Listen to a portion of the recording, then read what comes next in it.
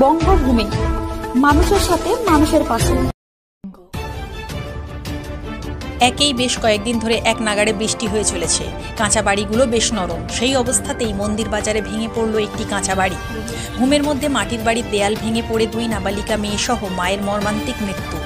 ঘটনাটি ঘটেছে দক্ষিণ 24 পরগনার মন্দির বাজার থানার কামারপাড়া এলাকায়। ভোর রাতে এই দুর্ঘটনাটি ঘটে। স্থানীয় সূত্রে জানা গিয়েছে, নিজেদেরই মাটির বাড়িতে ছিলেন বৃহস্পতি কর্মকার বয়স 43 ও তাঁর 2 মেয়ে শিলা কর্মকার 15 এবং প্রিয়া কর্মকার 10। বৃহস্পতিবার রাতে খাওয়া দাওয়া সেরে 3 জনেই ঘুমিয়ে পড়েন। এদিন ভোরবেলা হঠাৎই মাটির বাড়ির দেয়াল ভেঙে চাপা পড়েন 3 জনে। কোনো কিছু ভেঙে পড়ার শব্দ পেয়েছিলেন স্থানীয়রা, কিন্তু ঘুমের মধ্যে ঠিক কী হয়েছে সেটা তারা বুঝতে পারেননি। সকালে উঠে দেখেন মাটির বাড়ির দেয়াল ভেঙে চাপা পড়ে আছে ওই 3 জন। শোকাচ্ছন্ন গ্রামের প্রতিটা মানুষ। কিভাবে এমনটা হয়ে গেল কেউ ভেবে পাচ্ছেন না। এরপরই গ্রামবাসীরা মিলে তড়িঘড়ি করে মা ও 2 নাবালিকা মেয়েকে উদ্ধার করে স্থানীয় নাইয়ারহাট হাসপাতালে নিয়ে যায়।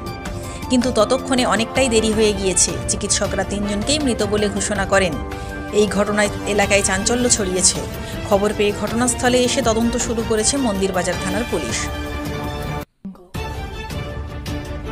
মন্দিরবাজার থেকে বঙ্গভূমি নিউজ টিম।